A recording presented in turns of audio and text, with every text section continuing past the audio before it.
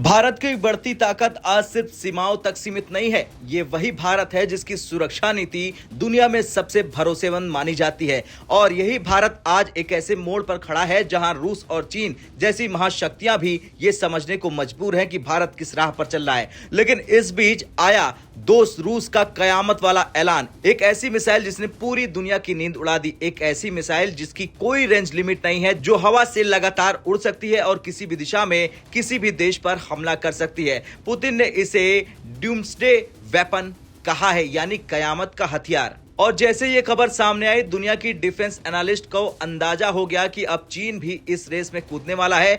और यही वजह है कि बीजिंग की सीक्रेट न्यूक्लियर लैब में ऐसा ही कुछ हथियार, एक न्यूक्लियर रैमजेट मिसाइल पर काम शुरू हो चुका है। अक्टूबर 2025 मॉस्को से आई एक खबर ने दुनिया को हिलाकर रख दिया।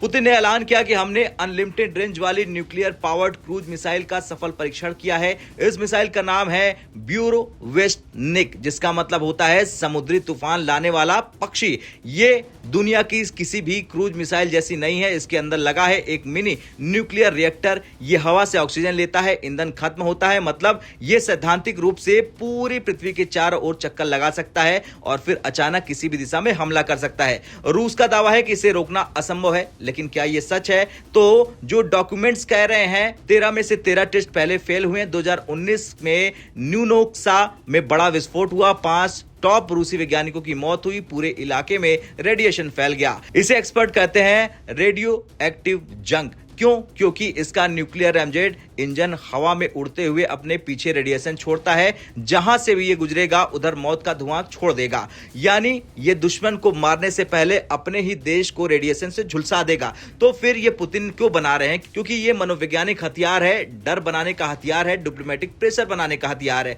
पुतिन के ऐलान के बाद अब चीन पीछे कैसे रहता? 2025 की रिपोर्ट के अनुसार चीन ने एक ऐसे ही न्यूक्लियर रैमजेट मिसाइल प्रोजेक्ट पर काम शुरू कर दिया है। इसे स्टॉर्म पैट्रियल का चीनी वर्जन माना जा रहा है। चीन 600 परमाणु वॉरहेड की ओर आगे बढ़ा है, मतलब चीन भी चाहता है अनलिमिटेड रेंज वाला ब्रह्मास्त्र। लेकिन असली सवाल, भारत क्या करेगा? क्या भारत भी ये खतरनाक मिसाइल बनाएगा? क्या भारत भी इस पागलपन के रेस में उतरेगा? यहां आता है भारत का मास्टर स्ट्रोक। भारत की परमाणु नीति नंबर्स पर नहीं, डिटरेंस पर चलती है। No first use, credible minimum deterrence, यानी हमें सिर्फ इतना चाहिए कि दुश्मन डर जाए। भारत का लक्ष्य यह नहीं है कि हम 10 को मार सके, भारत का लक्ष्य यह है कि दुश्मन हमला करने के बारे में सोचने से भी डरे।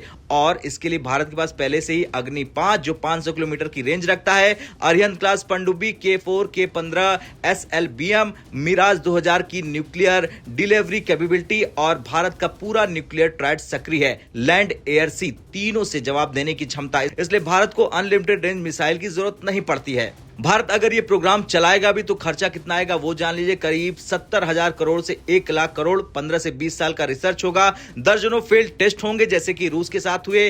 अलग से न्यूक्लियर बंकर और साइलो बनाना होगा। ऐसे में क्या भारत ये पैसा लगाएगा? तो अनुमान है नहीं, क्योंकि भारत को ये पैसा अपने ब्रह्मोस 2M का 5th जनरेशन S-400 के नए एयर डिफेंस सिस्टम और क्वांटम रडार और एंटी सैटेलाइट वेपन्स पर खर्च करेगा। यही असली युद्ध की दिशा है, न कि उड़ता हुआ रेडियो एक्टिव बम। खैर, रूस का हथियार डराने के लिए है, चीन का हथियार दिखाने के लिए है, भारत का हथियार जीतने के लिए है। भारत ने खतरनाक, अस्थिर, रेडियो एक्टिव पागलपन वाली रेस में उतरने से इनकार करके दुनिया को दिखा दिया। ताकत हथियारों की गिनती में नहीं, बल्कि आपकी नीति और तकनीक की परिपक्वता में होती है। भारत स्मार्ट है, भारत तेज है और भारत तैयार है। और भारत वही बनाता है जो जंग के मैदान में असली जीत दिलाए।